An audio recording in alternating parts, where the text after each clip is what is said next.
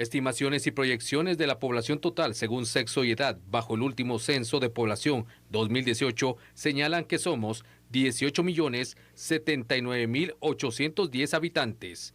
El 49.19% son hombres, mientras que el 50.81% mujeres. Los rangos de población se dividen de la siguiente forma: 30.5% de 0 a 14 años. El 63.6% de la población está en el rango de 15 a 64 años y el 5.9% de 65 años o más. La edad media de la población es de 28.4 años. La esperanza de vida al nacer para el periodo 2025-2026 es hombres 70.8 años, mujeres 77.3 años. Los 5 departamentos más poblados según proyección 2025 son Guatemala, Huehuetenango, Alta Verapaz, San Marcos y Quiché. Y bueno, según la proyección 2025, los 5 departamentos más poblados son Guatemala, con más de 3.7 millones de habitantes, Huehuetenango con más de 1,5 millones, Alta Verapaz con más de 1.4 millones, San Marcos con más de 1.2 millones y Quiché con más de 1.1 millones de habitantes. Es decir que más de 236,000 guatemaltecos se sumaron a la estadística de proyección general, registrando un incremento del 1.33%. Es necesario tener esta información y yo creo que hablábamos hace un momento de la ejecución presupuestaria, del presupuesto para este año y obviamente es necesaria esta información, ir actualizando los datos también, porque así se tienen que ir actualizando los programas, se tienen que ir actualizando las necesidades y las prioridades que también se tienen en las poblaciones. Entonces creo que es fundamental poder pues conocer cuántos guatemaltecos habitamos este hermoso país y que de esta manera también se llegue a cada uno de ellos con las distintas atenciones de servicios, programas y proyectos que se tienen también, Fernando, porque mira, es cierto, cada año vamos creciendo y van creciendo nuestras necesidades también. Totalmente, la función justa de un censo es determinar la cantidad de habitantes que posee un territorio, un país, para lograr con ese dato puntual generar mejores proyectos de desarrollo que le permitan tener beneficios a todos y cada uno de esos habitantes. No es porque tengamos que ponernos a contar cuánta gente está viviendo en el territorio, así por así, ya estuvo. Incluso para hacer un censo, te comento que tiene ciertas especificidades. Una de ellas muy interesante es el tiempo en que se debe hacer un censo. Internacionalmente se maneja que debes hacerlo cada año que termina en 0. Es decir, año 2000, 2010, 2020, 2030, ¿sí? O en su defecto, porque lo llevas no así con los años terminados en 0, que lo hagas cada 10 años, porque entonces es un tiempo prudencial para lograr tener una variación que te permita entender cuáles son las estadísticas y cuáles son los indicadores que debes implementar dentro del desarrollo social del país para el beneficio de la mejora en la calidad de vida de pues, todos quienes habitamos este territorio. No solo es en Guatemala, eso se hace en cualquier país del mundo. Al final, te digo algo, aquí en Guatemala tenemos una institución muy importante, es el INE, Instituto Nacional de Estadística, que está adscrito al Ministerio de Economía, y su función elemental básicamente es estar permanentemente haciendo las encuestas que permitan entender cómo va evolucionando la calidad de vida de la gente en función de cuántos vamos siendo. Hoy estamos hablando de un monto de habitacional, un bono habitacional realmente que supera los 18.079.000 habitantes. Ya nos fuimos de ese número cabalístico que era el 18 millones y ya lo superamos. Y la mayoría son mujeres, ¿verdad? Y así es. la minoría hombres. Esto realmente, cuando tú haces el análisis de crecimiento poblacional a nivel de todo el mundo, te das cuenta que en general en el mundo son más mujeres que hombres. Así es. Y debería esto traer aparejado pues varios esquemas de mejora en la calidad de vida, no solo de las mujeres, sino de todo el espacio generador de lo que significa la mujer dentro de la sociedad. Los niños, las niñas, el hogar en general. Países como Guatemala, en donde el machismo realmente oprime el desarrollo de la mujer y las oportunidades de la mujer, pues hacen que al final, cuando tú analizas por qué Guatemala es como es, básicamente uno de los indicadores elementales es el trato que el Estado en general le da a sus mujeres. Aquí, a pesar de que tenemos leyes específicas para la protección de tu seguridad, pues pareciera como que no existiera, porque te das cuenta que las estadísticas de maltrato, de violencia de género, la violencia enfocada a la mujer, de verdad es alarmante. No digamos a la niña, a la adolescente. Hay que realmente tener un cambio en la mentalidad en general, Sandy, porque de lo contrario, pues lo veíamos en el bloque anterior, cuando tienes una cantidad de dinero monstruosa y la inviertes solo en darle trabajo a la gente, y no se trata de eso. Aquí lo que se necesita es proyectos de desarrollo que puedan permitirle a esta gran cantidad de bono poblacional, 18 millones de gentes, que podamos realmente decir, este Estado me está cambiando la forma en como yo he vivido los últimos 10, 15, 20 años. Estoy teniendo mejoras en la calidad de la salud, mejoras en la calidad educativa. Estoy viendo, por ejemplo, si yo ya tengo 50 años, veo a mis hijas o a mis hijos de 30, de 25, de 20, que su sistema educativo está siendo diferente al que yo recibí. Y veo entonces a mis nietos, a mis sobrinos, o si tienes hijos pequeños, bueno, qué diferencia lo que sucedió en mi generación cuando yo tenía esa edad a cómo está este hijo o esta hija mía.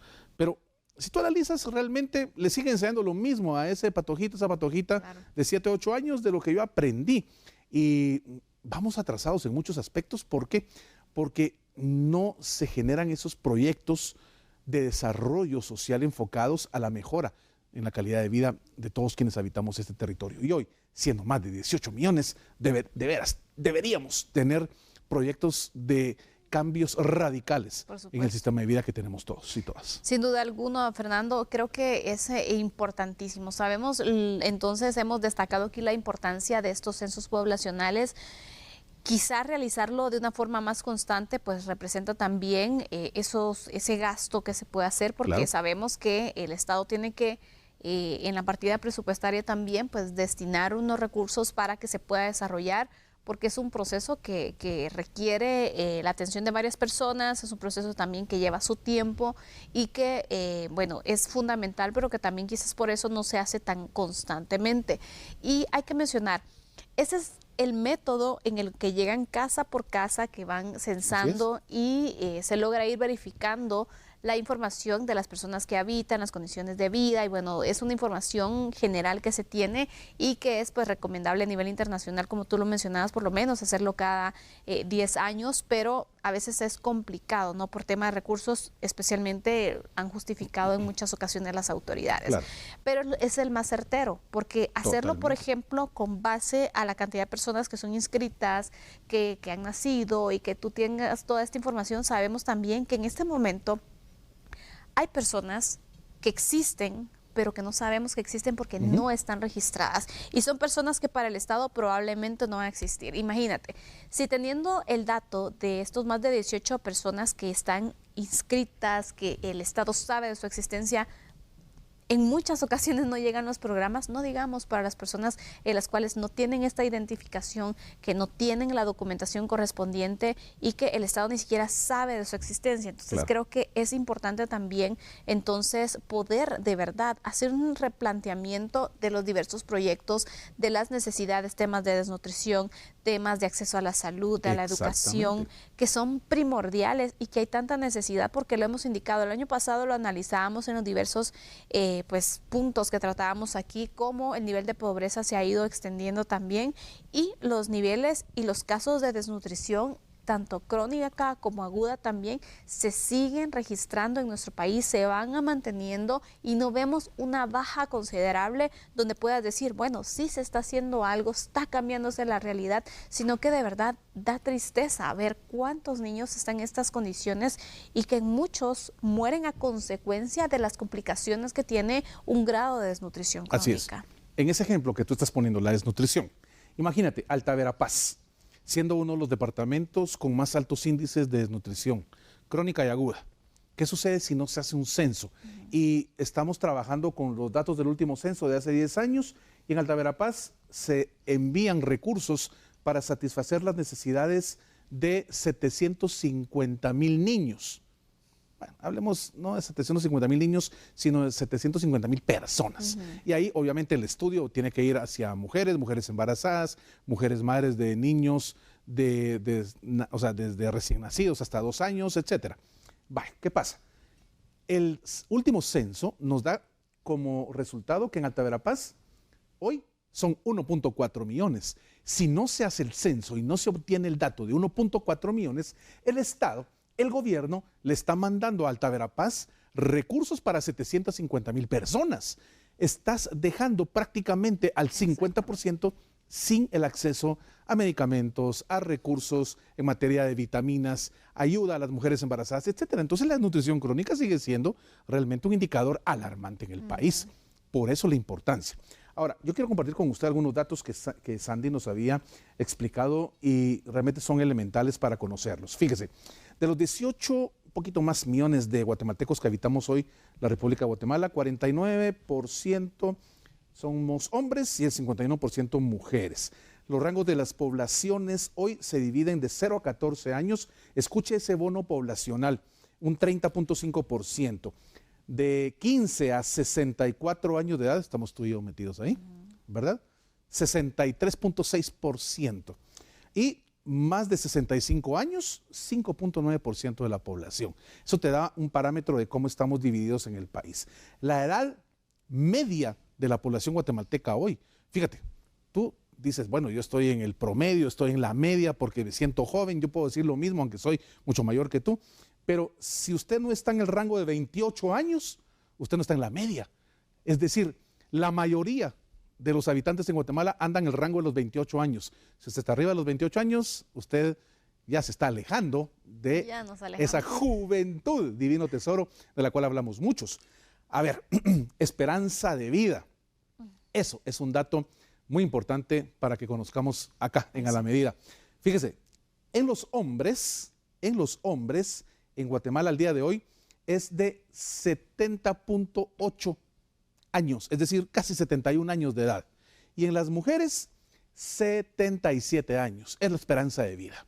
Si usted tiene a un familiar que superó, siendo mujer, los 77 años, superó la esperanza de vida. Normalmente aquí en Guatemala, 77 años y pues la mayoría de mujeres ya se tiene concebido, se tiene estudiado que pues hasta ahí llegan. Y los hombres, 71 años. Te puedes imaginar una diferencia entonces de 6 años entre hombres y mujeres. Son datos muy interesantes que nos permiten entender cómo está el desarrollo realmente de pues, este parámetro de los habitantes que conforman este elemento del Estado llamado población. Y esto lo que nos hace pensar es, imagínate, si en 28 años está como el promedio que dices, es una población muy joven. Totalmente. Y mucha de esa población con falta de oportunidades. Entonces, ¿cuál es el país que nosotros estamos llevando en ese flote y cuál es el país al que queremos entonces llegar al final?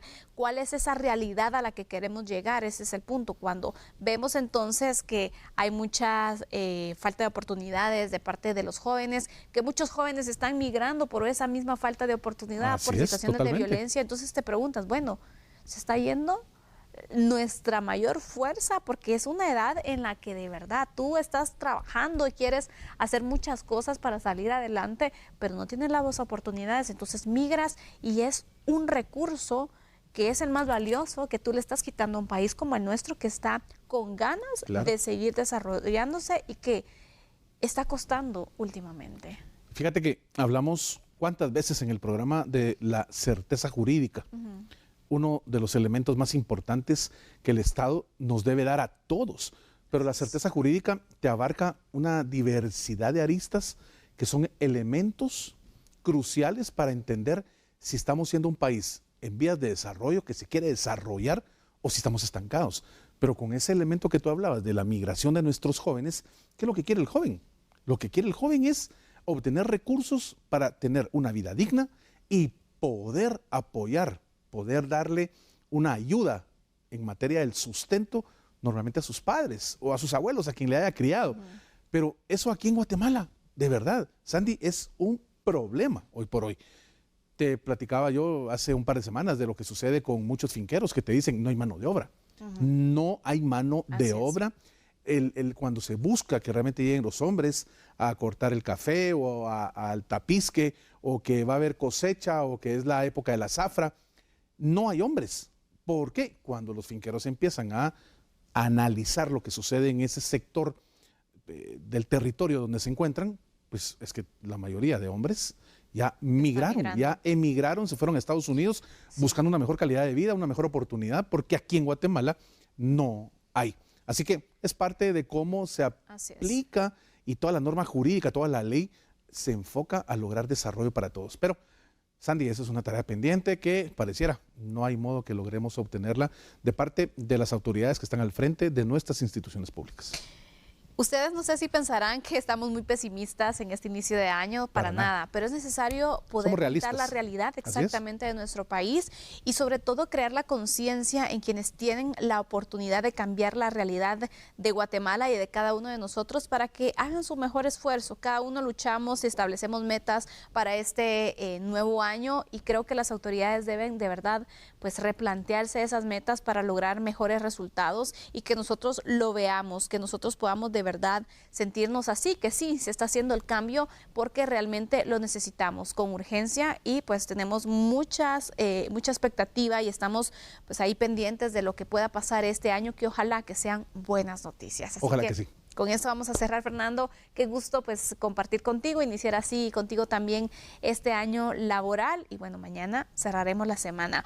Hoy un jueves con sabor a lunes. Totalmente raro, ¿verdad? Extraño, claro. Pero mañana ya es viernes. Gracias por su sintonía, le deseamos lo mejor, excelente descanso y por supuesto, Sandy, excelente descanso para ti también. Muchas gracias, Fernando. Debemos hacer una pausa, pero regresamos nosotros con más información. Por favor, siga con nosotros.